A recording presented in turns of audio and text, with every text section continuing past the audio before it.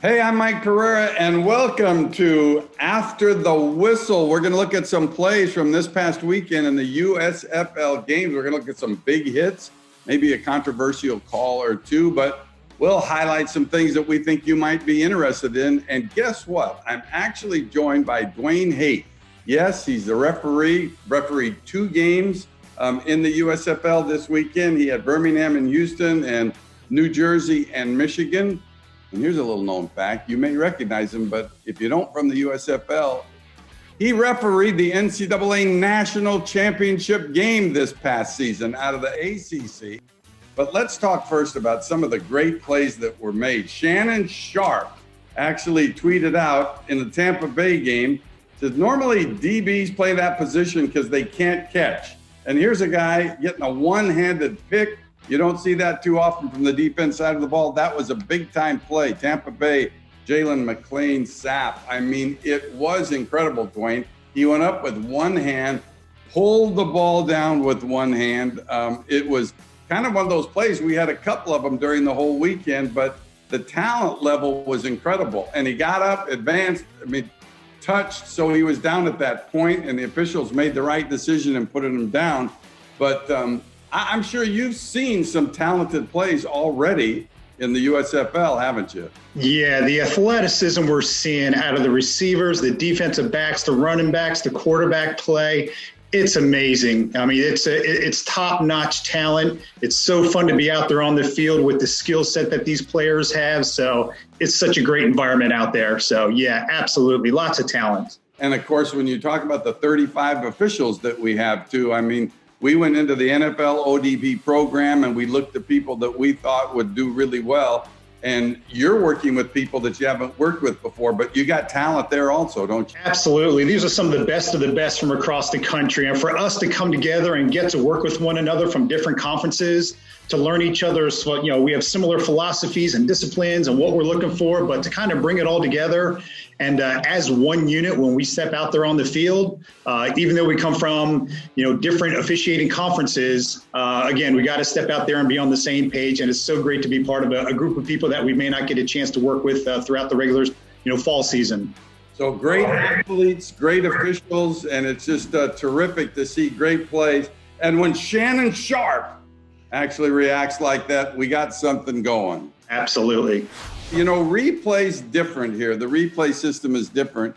And a hit on a defenseless player was called. And if you look at the play, as I did, you look at it, and replay has the ability to overturn a personal foul call that's made on the field. For example, I think you had a roughing the passer call in your last game, of which Joel Klatt didn't like it. No, he did not. I did.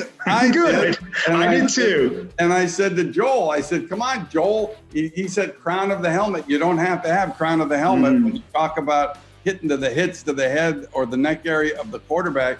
Even face mask to face mask is a foul. The defender's got to go lower. And in this case, really with the defenseless receiver, it's the same thing. Shoulder in, head out. And that's what the defender did. It was a big hit. Yeah. And there's no question when you see it on the field in live action, you're probably going to call something like that. But to me, it was leading with the shoulder into the chest.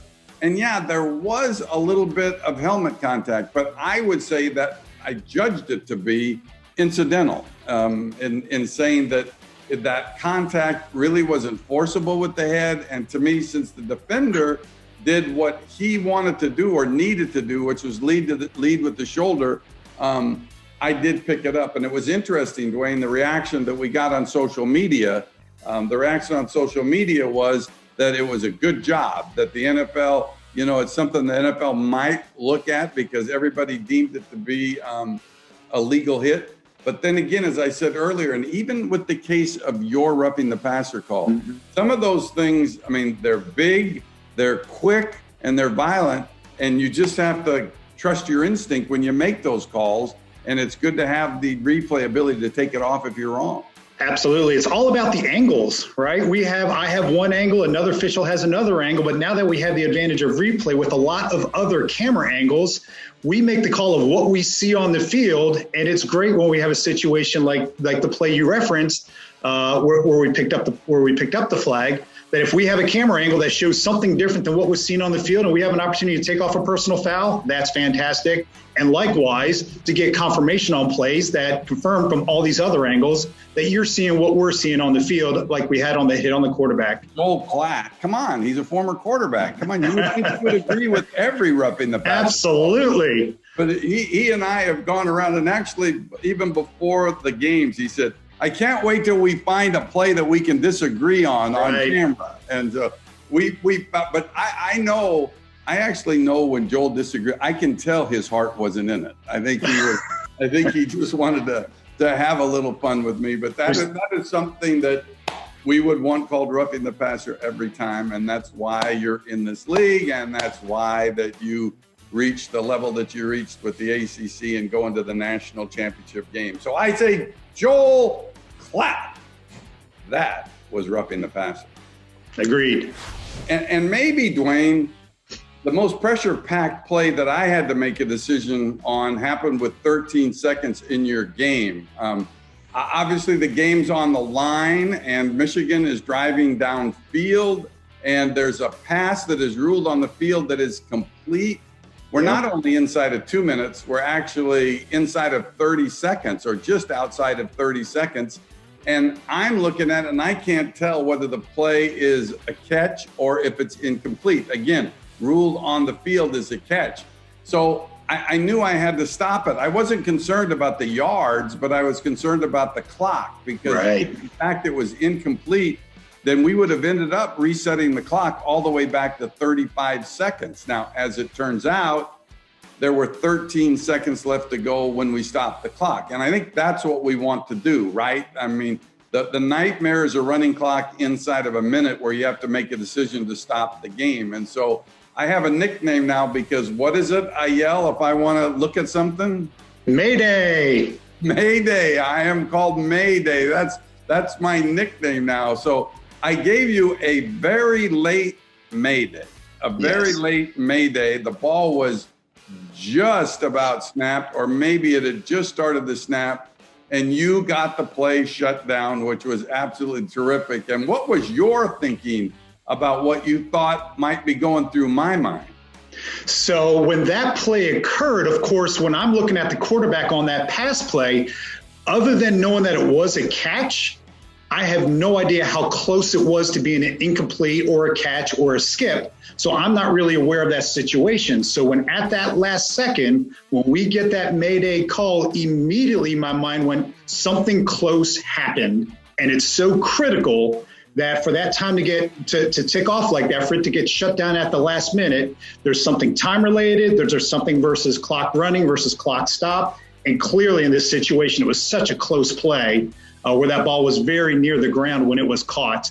I think it was a great stoppage. But as soon as we hear that word Mayday, we immediately get in there, blow that whistle, shut it down, make sure no extra contact occurs unnecessarily. And then we get on that microphone and listen to what you had to say. And then I was just thinking, when you get the biggest nightmare is at the real end of the game. Now, there was 13 seconds. By the way, if I had to do it again, I think I would put 16 seconds on the clock because actually 3 seconds, but I was so panicked anyways that I didn't even think about that. And the call came late, the Mayday call came late. And as I maybe mentioned to you before, it kind of came late because I yelled Mayday earlier, but I forgot to push the button so you could hear me yell Mayday.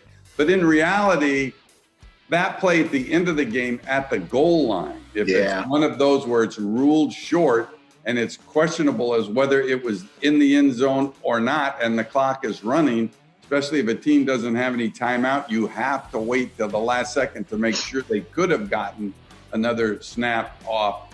And I say to you, I might say, and referees, we have videos that go out to you that I'll make this week. I might have a new category that says Mayday at the snap, Mayday at the snap. And so that means wait till the very last second before you actually do shut it down. But you reacted like a champ. And I appreciate so much that you came on the program today. It's great to have you. It's great to have you in the USFL. It was great watching you in the national championship game. And I think you speak well for our group of people that we all have out working this season. Thanks so much. Thank you very much. I have a great crew, and thank you for having me on. Hey, it's Shea Patterson. Thanks for watching this USFL video. For the best USFL fan experience, subscribe below and gain access to the best football content on planet Earth.